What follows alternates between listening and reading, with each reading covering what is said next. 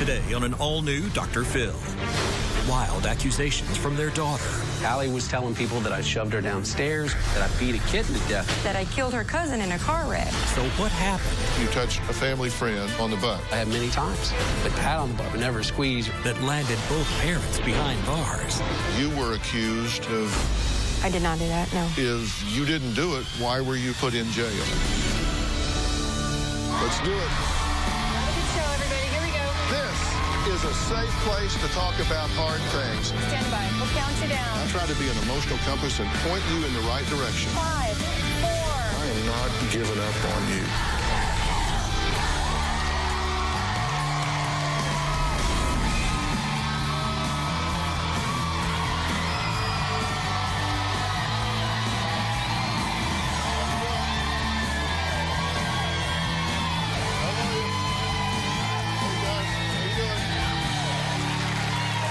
You know, every parent knows something that they don't like, but it's just reality. Children don't always tell the truth. What parent hasn't heard, I didn't do it, my brother did? Yes, I did eat all the lunch you packed for me. Everyone else failed the test too. And one of my all-time favorites, when a kid is caught red-handed, well, Dad said I could. In most cases, the adorable little liars just simply grow out of it. But what happens when they don't? Because when the kids get bigger, the lies get bigger, and the consequences can get a whole lot bigger. My guests, Ruth and Mike, say their 20-year-old daughter, Allie, didn't grow out of it, and in fact, it has gotten a whole lot worse. They say she's gone from fibbing about doing her homework to lying about pregnancies, miscarriages, and having a baby that died. Mike says she's also told people that he killed a kitten with a 2x4, and her very own mother killed her cousin in a car wreck. Take a look. Allie tells lies to create drama, and nothing's off limits. She says it's raining outside. We look out the window. Allie's lied about being pregnant, having miscarriages, having babies, deaths in the family, being raped by multiple guys. After she tells these stories, she'll tell people that it never happened. And then she could come back a few months later and say, no, it was true. You have to pick between the lines and figure out what the real truth is. She said her aunt and uncle died in the Joplin, Missouri tornado, and that's not true. She said that her biological father was blind, had amnesia, and died a couple different times. That's not true. Allie was telling people that I shoved her downstairs, caused her to lose a baby, had a miscarriage. Allie even told my pastor that I beat a kitten to death with a 2x4. I raise horses, I train horses. I would never hurt an animal of any kind. Allie lives in a fantasy world, and she even said that I killed her cousin in a car wreck. That is craziness. Everything Allie said was completely and absolute lies. None of those things happened whatsoever. I have no idea why she comes up with these things. Allie needs to wake up before she destroys her life completely. Well, it's not just her life that can be destroyed, because believe it or not, that's not the worst of it. Ruth and stepfather Mike say Allie's latest lies are so bad they have actually landed the two of them behind bars. Little did they know their world would be turned upside down. What happened next landed Ruth in jail and Mike charged with statutory rape in the 2nd degree. Take a look. There's no end to the kind of things Allie will lie about. Allie was telling people that I was wrestling with her and touched her breast, that I was stalking her and watching her in the shower. I was completely blindsided. None of those things happened whatsoever. Allie was punished for it, and she went to counseling. I thought that was the end of it. 2 years later, those lies came back to bite me again.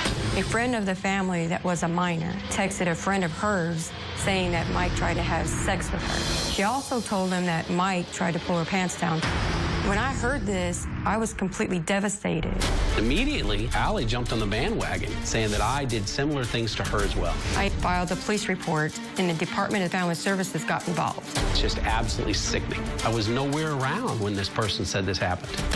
After I found out that Mike was innocent, I tried to retract the police report, but the damage was already done.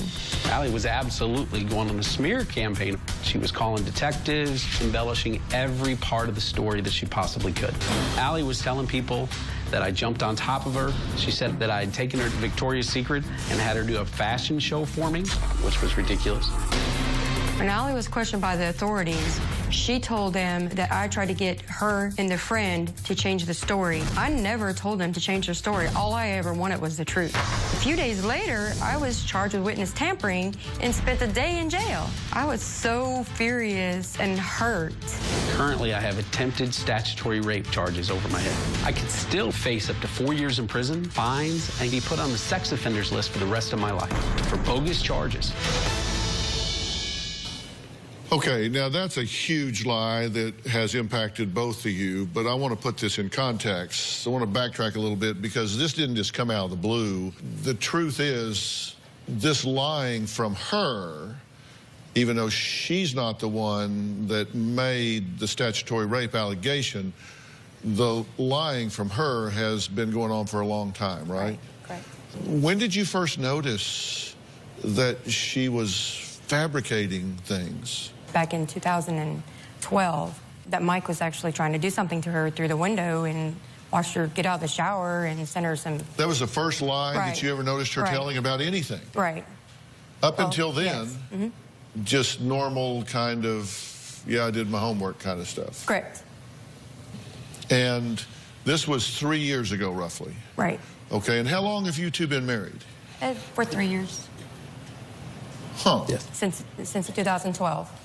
Yeah. Been together almost 5, though. Yeah. But about the time you got married is about the time she Started having started issues. telling right lies. before that time. I mean, almost immediately before, just a few months before that. Yeah. So what has she lied about? Let's just take a look. I kind of put together an overview.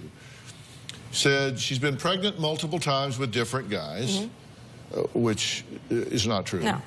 That she had a baby that died, had a hard time dealing with the loss, hard time on the birthday. So when she tells a lie, she doesn't just say, oh, had a baby that died. She goes into detail. She weaves the story in and out. Told can't carry a baby full time, will always miscarry.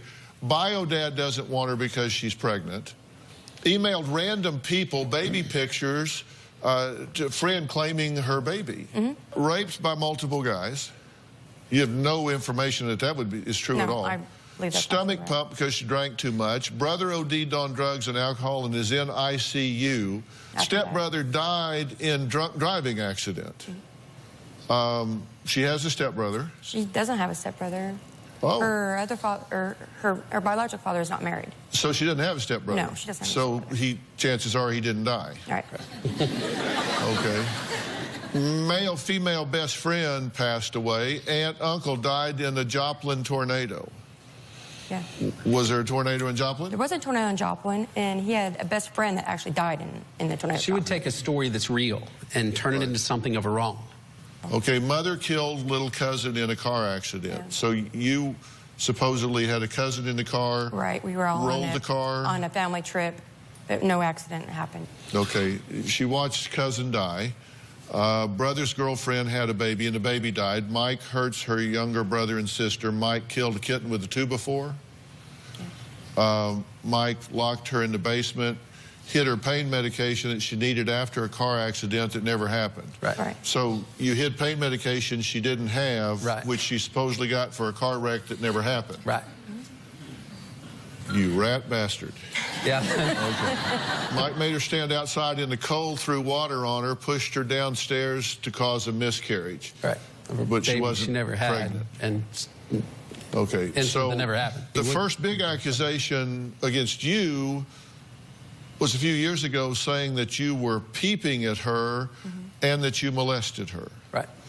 Then she recanted. Right. Right, because we took her to counseling. To the counselors, to the whole family. But then when and this everybody. other allegation came up from the family friend, then she said, no, actually that was Right. true. Yep. So she made the allegation, then recanted it, and then owned it again. Right. Well, Allie is here. Is this latest story the final lie that could land her stepfather behind bars? We're going to talk about all that when we come back.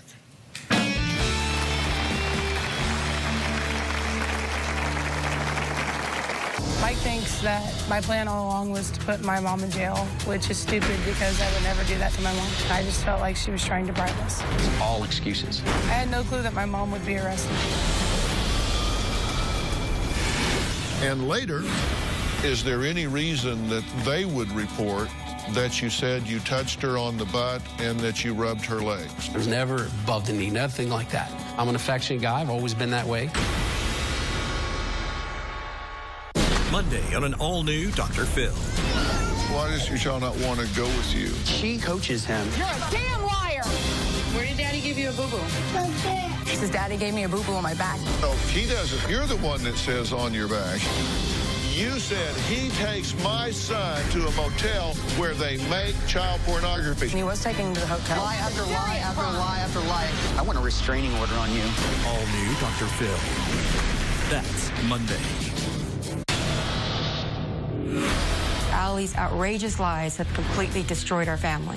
Our reputation was completely ruined. Our names were put in the paper, and the whole community was treating us like we were criminals.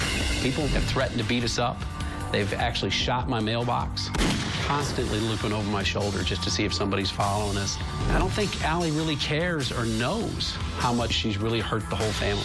Allie doesn't even think it's her fault, and she puts the blame on everybody else.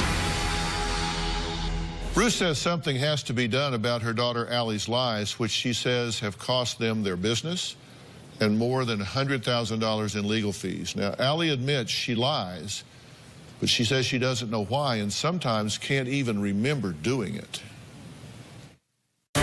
I know I have a history of lying. I have said some things in the past that aren't true.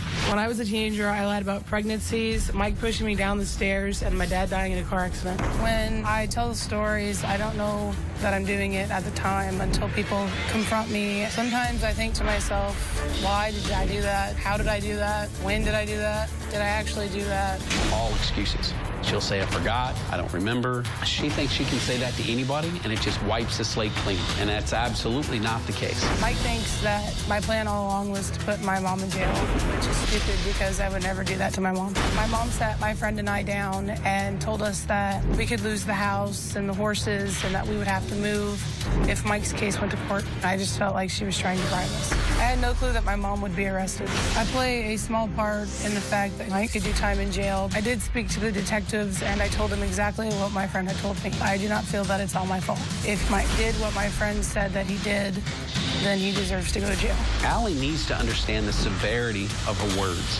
Words can't be taken back. Once you've said a lie, it's out there from now on. Okay, Allie, I'm glad you're here. Are you glad you're here? I guess. What do you mean? I don't know. I didn't know I was actually going to be coming to the show because they didn't tell me. They misled you in what way? They just tricked me into coming. How old are you? 20. So you're an adult. Yes. So it's your choice. Right. Whether you want to be on the show or whether you don't.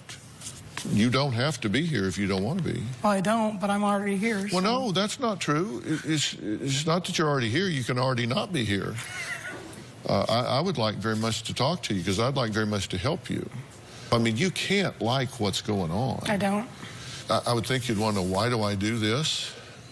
What's my payoff for this? How do I stop doing that?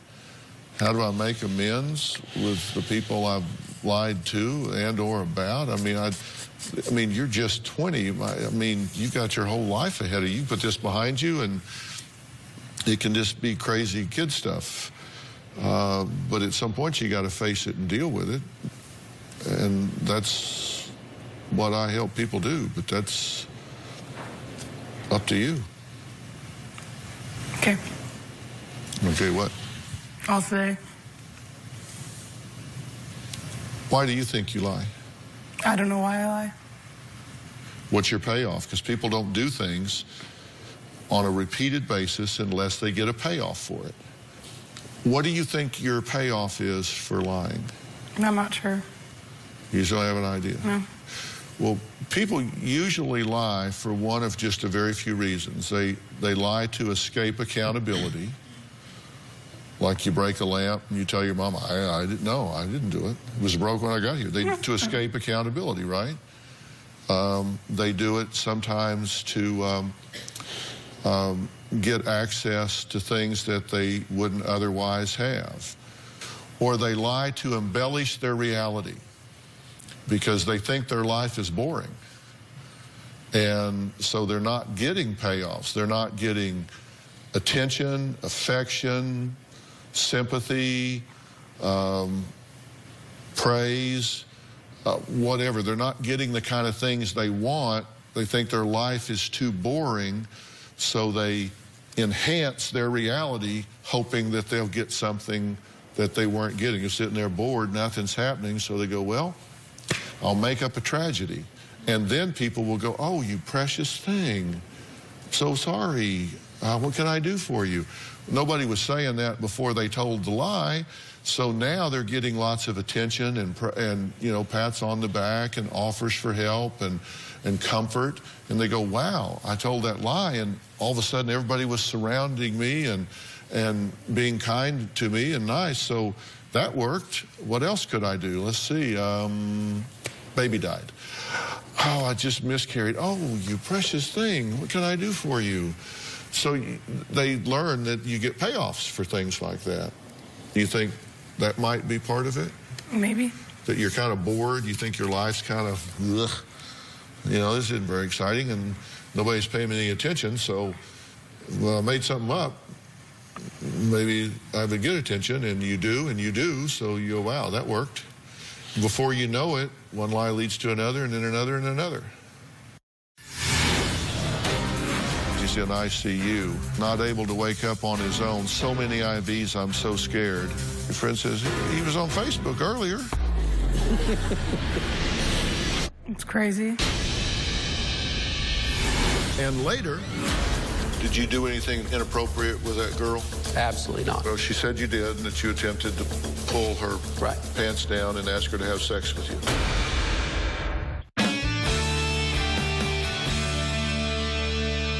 Let's talk about some of the things that your parents say that you've lied about over the years. There's been a category about pregnancies, miscarriages, and infertility. On April 25th of 11, you had written, I tried so hard to be happy, I miss my baby so much. A friend responds, he'll always be with you, even if you can't see him. I saw your email address on Facebook, so I used it to send a picture. That was my baby Mason in the picture. So you did get attention, and so you responded with some more information. And then on the 30th of April, you said, Allie, you say, my baby would have been 2. Do you remember doing it? No. You have no recollection of that whatsoever? I don't remember. When you see it back, does it remind you? Yes. You remember doing it now that you see it? 8 months later, Allie, well, I went to the doctors and they said I was pregnant. 5 minutes later, they told me I'd lost the baby due to I can't have kids because of my insides. Sad face. For those 5 minutes, I thought I was going to be a mom. Do you remember doing that? I don't remember why, but there's a theme here, and they're all about loss, which gets sympathy and attention. Were you kind of feeling hungry for sympathy and attention? I'm not sure. But that would be logical, right? And you do it in that area, and then you do it about people dying. You said, my cousin rolled his truck and he's on life support. They might take him off. They don't know yet. You said to someone, I'm sorry, I just got news that my aunt died in the Joplin tornado. You didn't have an aunt die in a Joplin tornado, right? My dad finally woke up, but now here comes the harder part. He can't see or walk or remember anything and finds it hard to talk. Do you remember saying that? You don't remember saying that at all? No. Because that's pretty complex. You went through, like he was in a coma, but he woke up, but now he has these disabilities. That's a pretty complex story to not remember. I don't remember it. What do you think about it as you read it? It's crazy. What do you mean by crazy? It's just crazy. I don't know why I did it. Yeah. A month later, you said, hey, sorry that when you tried to make me laugh today, I didn't. Mom called and said my dad passed away around 10 this morning. Your friend, oh, I'm sorry. Allie, it had to happen someday, so how are you? That's kind of a snap turn. My dad died, how are you?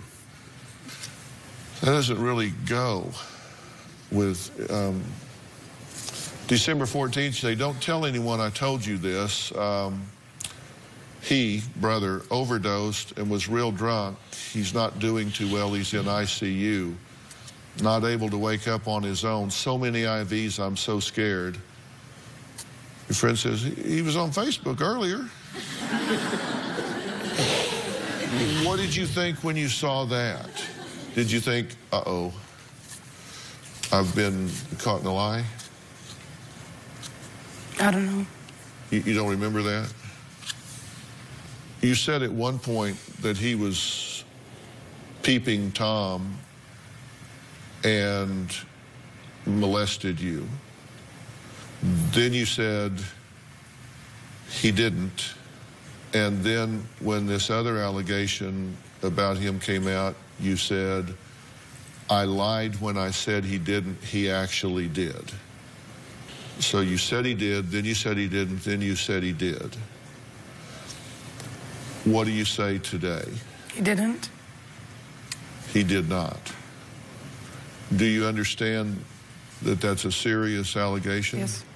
Do you understand that if you say that about him or any man in here, that they could wind up going to prison? That they could wind up having to register as a sex offender for the rest of their lives? But as you sit here today publicly, you say that was a lie. He did not peeping Tom you. He did not molest you. Yes. So if you have no idea why you did it, No. then you could do it again. Maybe. Okay, let's take a break. Allie says she's outraged that her mother is taking Mike's side over being inappropriate with their family friend. Ruth says she stands by her man and believes he is innocent of all accusations that are leveled against him. We're going to talk about that when we come back and why Allie feels strongly that her mother is wrong here. We'll be right back.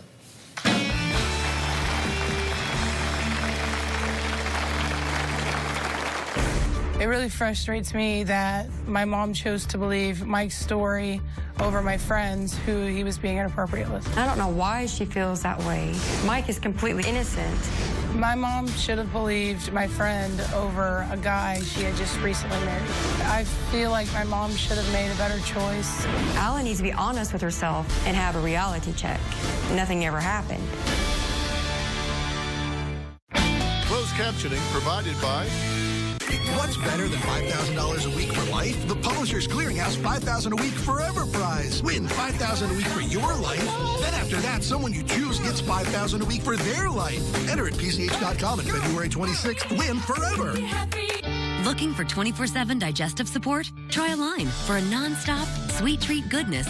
Hold on to your tiara kind of day. Live 24/7 with 24/7 digestive support. Try Align, the undisputed #1 GE recommended probiotic.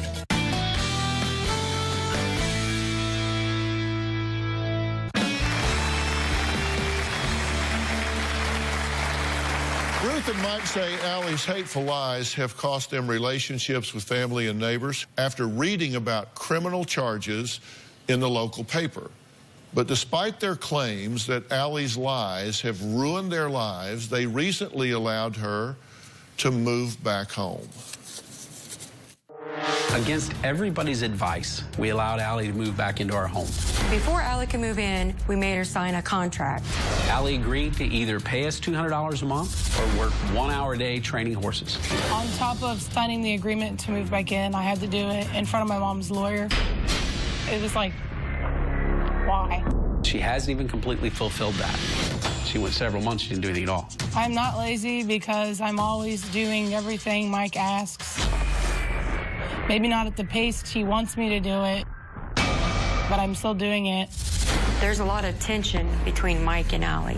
We're always walking on eggshells. There's no telling what she'll do to retaliate if we say or do anything that she doesn't agree with. Mike is so fed up with Allie, he's pulling his hair out. We feel like we're a hostage in our own home. If it were up to me, Allie would have never moved back in the house. Okay, I want to kind of shift gears here. I want to talk about these very serious allegations that have been leveled against the two of you. And we're talking about you right now are facing charges of statutory rape, and this is involving something that is alleged to have happened regarding your conduct with and this is a minor, so we're being very general in saying that it was a family friend. The allegation is not that you raped this girl, but that you attempted statutory rape. Correct? Correct. All right. And those charges are pending. Yes. Right now. Your beef with Allie, which we'll get to in a minute, is you think she has influenced this person, modeled lying, thrown gas on the fire since the allegations were made, and just generally inflamed the situation to make it worse. Correct? That's how the two of you feel. Definitely. After stories been told both sides several times, well, this is true, well, it's not true. Well, they made me say it wasn't true. Well, this is true again. Then after a period of time, nobody listened to us at all. They just assumed the negative. They assumed the worst. Mm-hmm. And there's nothing you can do about changing people's minds once a story like that's got out there. Mm-hmm. And I don't know how much you know about my background, but I've been trained as a forensic psychologist. I spent most of my professional career in the litigation arena.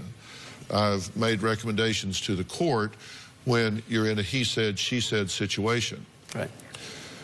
And I can tell you one thing for absolute drop dead certain. You want to tell the truth. Yes, sir. And there are not versions of the truth. Because I think that when we're talking about children and molestation or abuse, it's a false positive system. You have to believe the child until you have evidence to the contrary. Right. I would rather believe 1,000 children where nothing happened than fail to believe one where something did. So you have to believe the child until you investigate and you find out something happened. You did that. Correct. You did exactly right, Mom. You did, sorry, but you did exactly right. You have to believe the child until you find out otherwise. And you believe that you did find out otherwise. Yes, I did. But you were arrested. Yes. You were taken to the police station? Yes.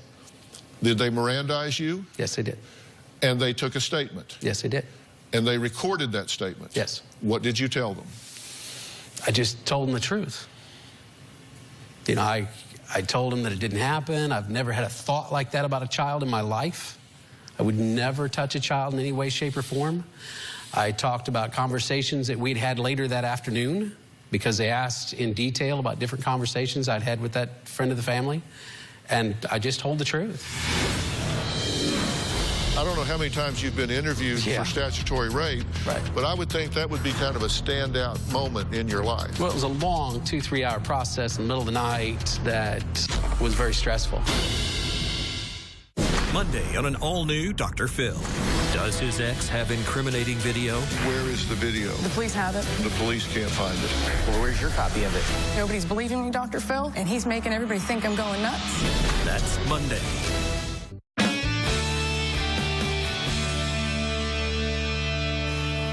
She said that you came in and you were on the bed with her. Right, that's what she said. Right? Yes. And that you touched her inappropriately. Right. That you tried to pull down her pants and ask her to have sex with you. That's what she said. And that you then said, don't tell anybody about this. That's what she said, yes. Yeah. Did that happen at any time? Nothing like that, no. We had a conversation, but I would never tell her. I told her not to say about Christmas presents, not to talk about, you know, Christmas things that we had talked about the day before, but nothing like that at all. We're very open and close. We've never had any kind of issues. Well, the like police that. record these. Right. What did you tell the police happened? Sure. Did you say you lay on the bed? I don't believe so. I probably sat there because we hid a big Christmas present underneath it. There was a 5-foot-tall mirror that was. Did you say it. that you touched her on the buttocks? I don't believe so, no. Did you say you touched her on the legs? No. But it wasn't not in unusual. a sexual way? Right. It wasn't unusual to, you know, pat her and say something just like my grandkids or any of the kids. And I was very honest and open. I had no reason not to be. I've done nothing wrong. You did not tell the police that you touched her on the buttocks? I don't believe so, no. I mean, it wasn't unusual. Well, I patted her on the butt before. These are not things that you fail to remember. Right, this is a year ago. I don't know how many times you've been interviewed. I don't know how many times you've been interviewed for statutory rape. Right. But I would think that would be kind of a standout moment in your life. Well, it was a long 2-3 hour process in the middle of the night that was very stressful, and they twisted a lot and changed a lot. I'm just curious about what you said. I said I've never touched any child in a sexual way, in any way, shape, or form. I'm not saying that you did. I'm not saying you did. I'm asking you. Child on the butt, just like I do my grandchildren here and there. It happens. I've done it. Everybody that's had children have done that from time to time. You know, but as far as touching any child in a sexual way, absolutely not. No, I'm not saying you did. Right. Believe me. And I know I said exactly that. Is there any reason that they would report that you said you touched her on the butt and that you rubbed her legs? I may have said something like that, because I have touched her knee several times, never above the knee, nothing like that. You know, that's just a normal thing. You know, that I'm an affectionate guy, I've always been that way, but I've never, ever had any kind of thought like that in my life. And you touched her on the butt? Very possible. I have many times, but never a squeeze, just, you know, a pat on the butt, but never a squeeze or anything like what was said. And did you say, don't tell anybody about this, they'll blow it all out of proportion? We talked about Christmas when we talked about that day. And yes, I told her not to tell about the Christmas presents and things, but absolutely not about things like that. Did you indicate that you had had a sexually inappropriate conversation with her concerning prior sexual abuse? We had talked about prior sexual with other family friend. During that conversation? During that conversation. Which in court, she said she just interpreted that differently. So you did have a conversation with her involving sexual content? About how she felt if that person was around at Christmas time. Because it was totally up to her, is what we said. If she wanted that person around or not, if she said no, that person wasn't going to be around. And that was the only conversation. We were trying to figure out what Christmas was going to be like that year. You understand, the most dangerous lie is the one that has a kernel of truth. Exactly. And what you're saying is, did I touch her on the leg? Probably. Right. Did I pat her on the butt? Probably. Right. Did I get on the bed? Yes. Did I say, don't, did I talk to her about sex, sexual content during this time? Yes. Did I say, don't tell anybody about this? Yes. I'd had any idea. I'd had a lawyer. I had any idea there was going to be those kind of accusations. There's more to this story, and we're going to talk about some very critical and telling elements right after the break.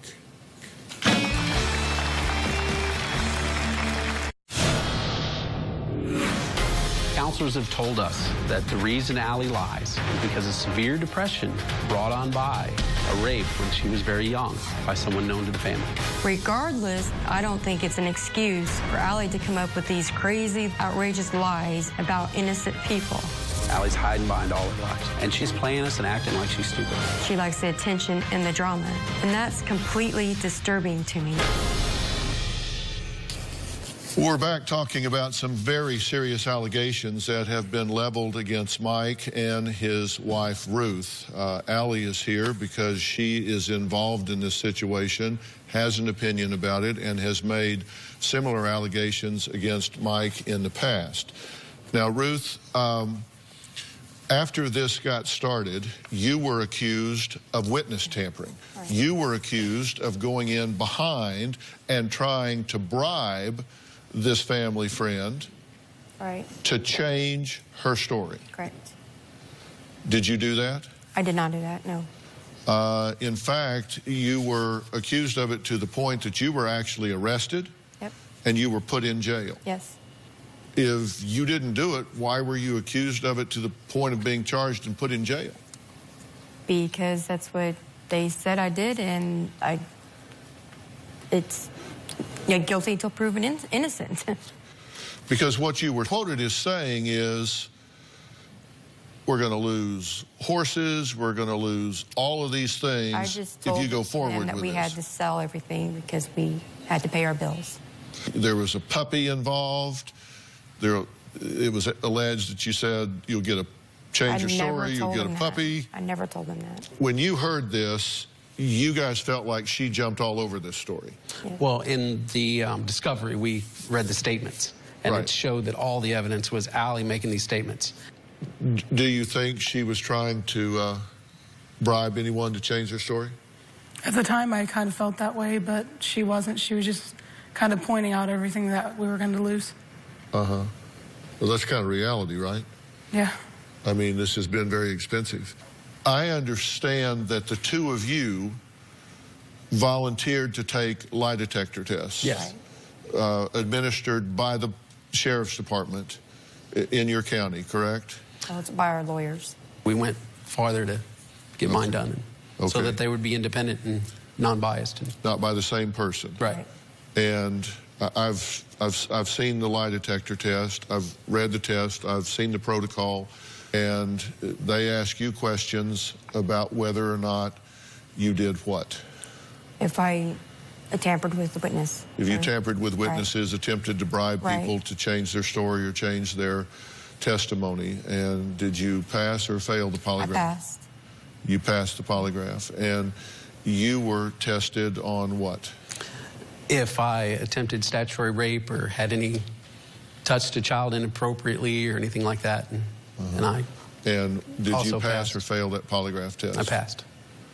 You've made allegations, but then changed those, and you now say he never did Correct. that to you. Do you think she's telling the truth? I do. Do you think she believes something happened? Yes. Do you think it did? I think so. So you think he's guilty? Yes. I don't think she would lie about something like that. Just because I lie doesn't mean she does. We're going to find out why Mike did not accept a plea deal that would have sent him to jail for just a matter of days when we come back.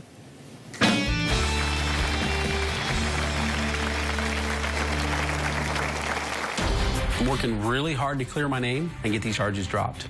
My wife and I have both taken lie detector tests. We've proved beyond any reasonable doubt that we haven't done anything wrong, but there's still charges pending.